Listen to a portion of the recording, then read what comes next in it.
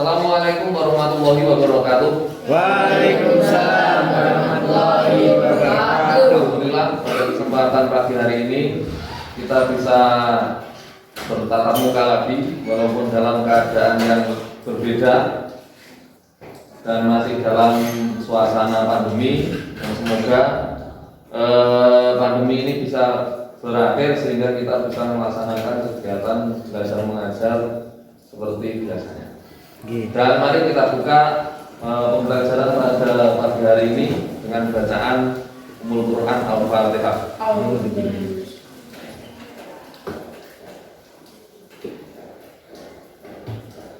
Amin ya rabbal alamin.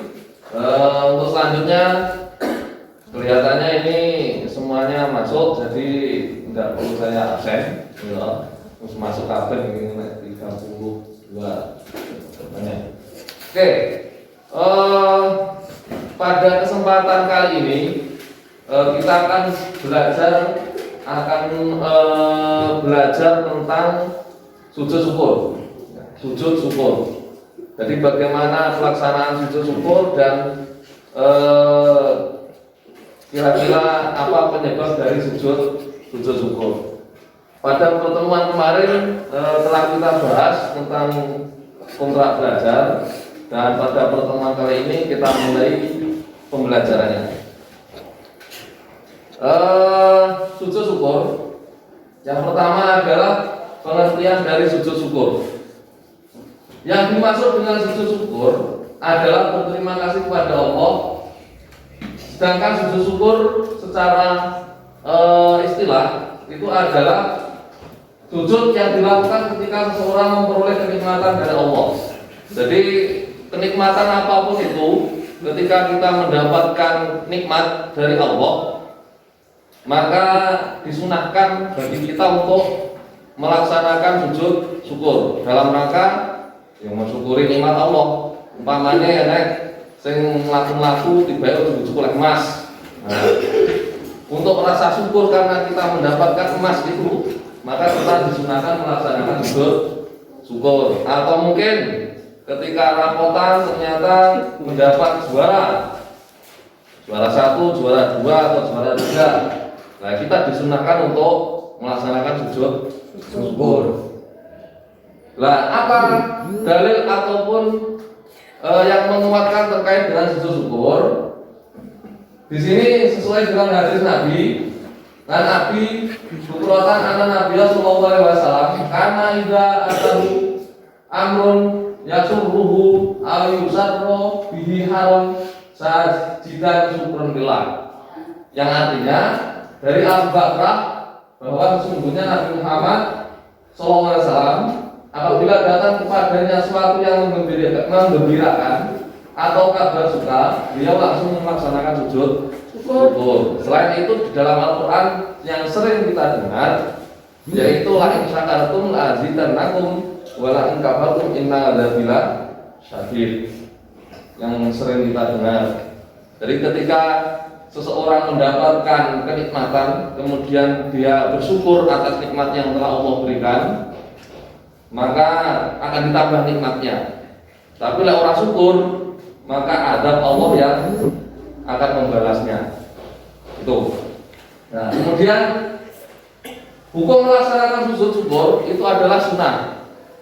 Hukum melaksanakan sujud syukur itu adalah sunnah. Dalam rangka apa? Dalam rangka terima kasih, Pak. Terima kasih kepada Allah. Umpamane lek kalian ora sengaja kok dikai jajan koncone, mosok yo putih dicukuk dipangan kan ora mungkin. Paling ora kan sun ya. Atau mungkin pas mau berangkat sekolah atau mau pulang melaku kemudian ketemu dengan temannya dijak goncengan, paling ora kan yo mengucapkan matur suwun ataupun terima kasih. Sama, ketika kita mendapatkan nikmat dari Allah, paling tidak kita juga melaksanakan syukur. Ketika kita mendapat kenikmatan dari Allah, apa yang kita ucapkan? Kita mendapatkan sesuatu dari orang lain, yang kita ucapkan adalah terima kasih. Kalau kita mendapatkan nikmat dari Allah, Alhamdulillah. alhamdulillah. Minimal itulah, bisa alhamdulillah.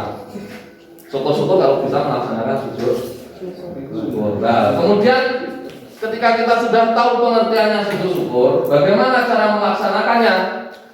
Cara melaksanakan yang pertama adalah niat. Niatnya adalah niat melaksanakan sujud syukur. Karena Allah itu maha tahu, Allah itu maha mendengar. Jadi niat tidak perlu bahasa Arab. Saya isone bahasa Jawa, bahasa Jawa. Bisanya bahasa Indonesia, bahasa Indonesia. Saya berniat melaksanakan sujud syukur karena nikmat Allah. Itu sudah cukup. Kemudian sujud. Ya, setelah takbir dan niat, kemudian sujud. Sujudnya bagaimana? Sujudnya sama dengan kita melaksanakan sujud dalam sholat. Jadi sujud seperti dalam sholat.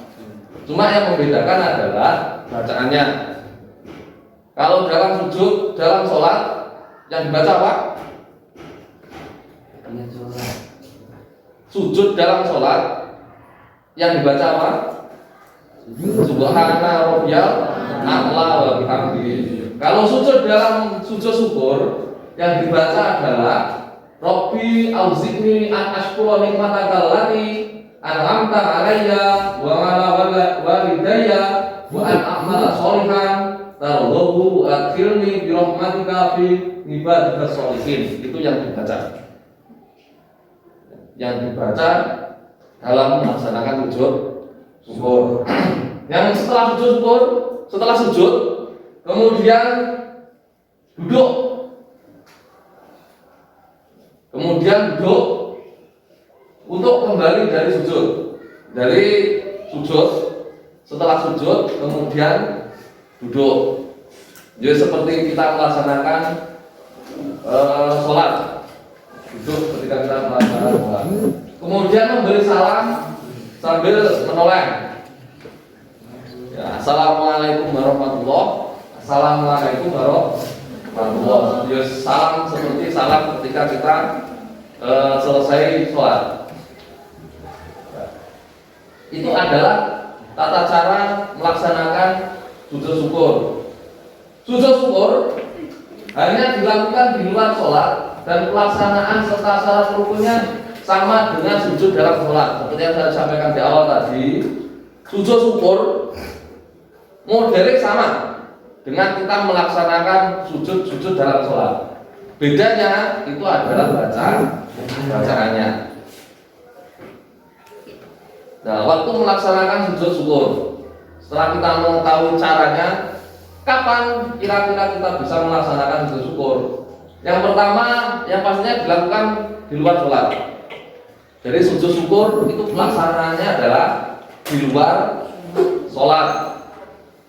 Ya, di luar sholat. Kemudian dilakukan ketika mendapat keuntungan atau terhindar dari mara bahaya. Bisa langsung. Jadi pada intinya sujud syukur itu bisa dilaksanakan dengan dua cara. Yang pertama adalah spontan. Jadi umpamanya cingkir oleh langsung melaksanakan sujud syukur. Bisa dilaksanakan nanti dalam artian karena kondisinya tidak memungkinkan, ya supaya melaksanakan sujud syukur. Itu. Yang ketiga, sujud syukur bisa dilakukan siang hari atau malam hari bebas. Jadi seandainya hari ini, contohnya pagi ini penerimaan rapot, orang nyono ternyata mendapatkan juara 1, dapat beasiswa 1 semester. Paling minimal kita melaksanakan, mengucapkan alhamdulillah. Nanti setelah nyampe rumah, nah nyampe rumah kemudian melaksanakan sujud syukur boleh. Jadi tidak harus pada waktu itu. Contohnya lagi yang sering kita lihat pada mungkin pertandingan sepak bola ataupun voli atau pertandingan apa-apa, biasanya setelah mencetak gol kemudian pemain mulai dengan euforianya kemudian melaksanakan sujud. Itu juga boleh spontanitas. Jadi pelaksanaan sujud syukur itu macam-macam. Yang jelas dilaksanakan di luar sholat, karena sujud syukur itu pelaksanaannya di luar sholat. Nah, kemudian syaratnya, jadi kita bisa melaksanakan sujud syukur itu syaratnya apa? Yang pertama, suci dari segala najis baik badan, pakaian dan tempat. Makanya tadi paling orang nanti kalau sudah nyampe rumah. Nah, sekarang kita paling enggak mengucap alhamdulillah dulu. Nah, nanti untuk pelaksanaan sujud syukurnya nanti setelah selesai itu boleh. Yang jelas untuk tempat, badan dan juga pakaiannya itu ya, minimal suci lah, suci dan rapi. Kemudian yang kedua, menutup aurat. Jadi syaratnya sama dengan kita melaksanakan sholat. Paling enggak yang menutup aurat. Ojo-ojo. Ini saya paham toh. Kemudian menghadap kiblat. Ya, menghadap kiblat. Ketika kita melaksanakan sujud syukur, itu kita menghadap kiblat. Kemudian yang keempat, takbir dengan niat sujud syukur. Sesuai dengan caranya tadi. Jadi takbir pertama niatnya sujud syukur. Terus niat ingsun, kalau nggak bisa bahasa Indonesia, niat ingsun sujud syukur kepada Allah Ta'ala. Kemudian membaca bacaan sujud syukur. Bacaannya tadi Robbi auzi'ni lakirihi. Kemudian memberi salam ke kanan dan ke kiri. Ini terbalik. Memberi salam ke kanan dan ke kiri. Setelah duduk, setelah sujud, kemudian duduk, kemudian melaksanakan salat. Nah, pada kesempatan kali ini, pada bab ini yang akan kita bahas, yang telah kita bahas, itu adalah sujud syukur. Nah, nanti setelah kita mempelajari sujud syukur, kita masuk pada pembahasan yang selanjutnya, yaitu sujud tilawah. Jadi ada 3 pembahasan. Yang pertama adalah sujud syukur, yang kedua sujud tilawah, dan yang ketiga adalah sujud sahwi. Ketiga-tiganya sujud ini adalah sujud yang dilaksanakan di luar sholat. Nah, mungkin itu sedikit penjelasan. Sebelum kita masuk pada sesi selanjutnya, mungkin ada yang ditanyakan, silakan. Apa perbedaan sujud syukur dengan sujud yang lain? Apa perbedaan sujud syukur dengan sujud yang lain? Oke. Kalau pelaksanaannya ataupun caranya itu sama dengan sujud dalam sholat. Yang membedakan adalah yang awal tadi saya jelaskan, bahwasanya ketika kita mendapatkan nikmat apapun itu dari Allah yang tidak kita sangka, maka kita disunahkan untuk melaksanakan sujud syukur. Kalau sujud syukur itu dilaksanakan ketika mendapatkan nikmat, kalau sujud sahwi itu dilaksanakan ketika kita meninggalkan ataupun lupa rukun dalam sholat. Kalau sujud tilawah, ketika kita mendengar bacaan Al-Quran, ayat ataupun kalimat sajadah. Kalimat sajadah kita disunahkan untuk melaksanakan sujud tilawah. Itu bedanya. Kalau sujud syukur itu kita mendapatkan nikmat. Kalau sujud dalam sholat itu yaitu rukunnya sholat. Kalau sujud yang lain, ya, sujud sahwi, sujud tilawah itu adalah sesuai dengan kondisinya masing-masing. Mungkin ada lagi? Bagaimana bacaan doa sujud syukur? Ini, nah makanya nanti untuk semuanya harus hafal doa ataupun bacaan di dalam sujud syukur. Saya ulangi lagi, bacaan ataupun doa yang ada dalam sujud syukur Bismillahirrahmanirrahim. Rabbi audzini an ashkura nikmataka allati an'amta 'alayya wa 'ala walidayya wa an a'mala sholihan tardahu adkhilni bi rahmatika fi ibadika sholihin. Itu adalah bacaan yang ada dalam sujud syukur. Kalau bacaan yang ada dalam sholat, Subhana Rabbiyal a'la wa bihamdihi. Mungkin ada lagi? Bagaimana dari sujud syukur? Di awal tadi setelah sempat saya singgung, yang mendasari kita melaksanakan sujud syukur, salah satunya adalah la in syakartum la azidannakum wa la in kafartum inna adzabila syadid. Jadi ketika kita mendapatkan nikmat, kita bersyukur atas nikmat yang telah Allah berikan, maka Allah akan menambahkan nikmatnya. Tapi ketika kita kufur dalam artian lupa, boso wis dikei lali, maka azab Allah sangat pedih. Bisa jadi nikmat dicabut, bisa jadi pisang kuito. Makanya ketika kita mendapatkan kenikmatan apapun itu, kita disunahkan untuk, bahkan bukan sunnah, diwajibkan untuk mensyukurinya. Walaupun nikmat tersebut tidak kita sangka. Contoh kecil saja, sampai saat ini kita di sini, kita bisa menghirup, kita bisa hidup, bisa menggerakkan seluruh anggota badan kita, itu adalah nikmat. Bayangkan ketika kita salah satu saja nikmat kita dicabut. Contoh, salah satu jari kita nikmatnya dicabut, dalam artian kiting. Nah, bahasanya awake dhewe kiting. Kan wis repot, arep njupuk gelas itu kan repot. Ya, model ini terus piye? Kan ewo. Itu salah satu contoh. Itu masih hal yang sepele lah. Dalam artian salah satu anggota tubuh kita paling enggak kurang berfungsi normal. Itu salah satunya. Makanya apapun bentuknya itu tetap kita syukuri. Kita syukuri. Arep oleh duit akeh, arep oleh jajan akeh, arep oleh sangu akeh.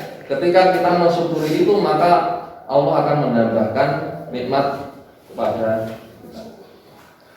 Untuk penjelasan secara singkat mungkin itu. Untuk selanjutnya ini sudah saya buatkan kelompok-kelompok nanti untuk didiskusikan dan juga dipraktekkan sesuai dengan kelompoknya masing-masing. Ada 3 kelompok. Kelompok yang pertama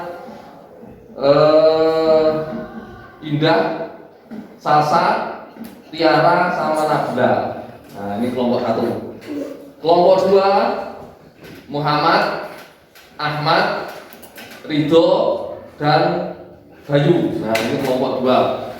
Kelompok 3 ini adalah Dimas, Eka, sama Tio. Nah, ini kelompok 3. Tugasnya adalah mendiskusikan tadi yang telah saya sampaikan terkait dengan sujud syukur. Silakan dirangkum, kemudian silakan didiskusikan, kemudian nanti setelah jam istirahat dipresentasikan di depan di masing-masing kelompok. Dan kelompok yang lain wajib membuat 1 pertanyaan. Nah, itu tugas yang pertama. Kemudian tugas yang kedua yaitu nanti mempraktekkan sujud syukur di masing-masing kelompok. Silakan nanti menunjuk salah satu untuk menjadi imam untuk memimpin sujud syukur. Nah, kelompok yang lain tugasnya adalah mengevaluasi dan memberikan nilai kelompok yang praktek. Jadi contoh, kelompok 1 melaksanakan atau mempraktekkan sujud syukur. Nanti yang menilai adalah kelompok 2. Kelompok 2 yang praktek nanti yang menilai kelompok 3. Kelompok 3 yang praktek nanti yang menilai kelompok 1. Nah, itu. Itu namanya adalah penilaian teman sejawat. Nah, nanti silakan saya bagikan untuk formnya, nah, untuk form penilaiannya. Nah, kemudian nanti silakan ditulis, didiskusikan di masing-masing kelompok. Kira-kira yang kurang pas di mana? Apakah bacaannya, ataukah gerakannya, ataukah kekompakannya? Ya, nanti untuk formnya saya bagikan untuk diisi. Nah, mungkin sementara itu pertemuan kita pada kali ini karena keterbatasan waktu dan juga dalam kondisi yang belum normal, dalam artian kita memasuki era baru, era yang luar biasa. Harapannya adalah semoga dengan keadaan ini kita bisa mengambil hikmahnya, dalam artian sesuai dengan materi kali ini, syukur dalam keadaan apapun, dalam kondisi apapun, kita harus tetap bersyukur kepada Allah, nikmat yang telah Allah berikan. Berarti dalam suasana pandemi seperti ini, paling tidak kita bisa mengambil sisi baiknya, karena semuanya itu pasti ada sebab dan akibat. Maka dari itu, mumpung kita masih diberi kesehatan, kita masih diberi kesempatan, maka sebaiknya kita gunakan sebaik-baiknya. Ngopek, enek longgaran, ngonai wis arep dolan terus ngendi-ngendi. Itu, saya kira itu yang bisa saya sampaikan. Tetap jaga kesehatan, jaga semangatnya, dan juga belajarnya jangan sampai lupa, jangan sampai kendor. Walaupun diberi bebasan yang luar biasa, tapi membaca itu hukumnya wajib, karena jendelanya dunia itu adalah membaca.